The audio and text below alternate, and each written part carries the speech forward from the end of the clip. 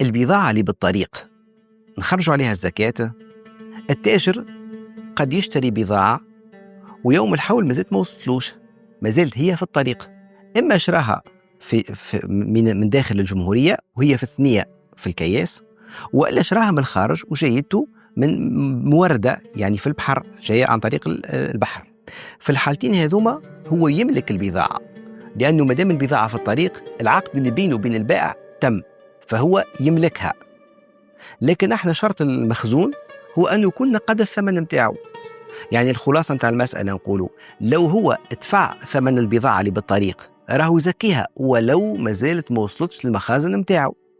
لكن لو هو ما دفعش الثمن متاعها هو يملكها صحيح، لكنها بضاعة مشترات من غير ما يدفع الثمن متاعها، وهذه ما يزكيهاش التاجر يوم الحول.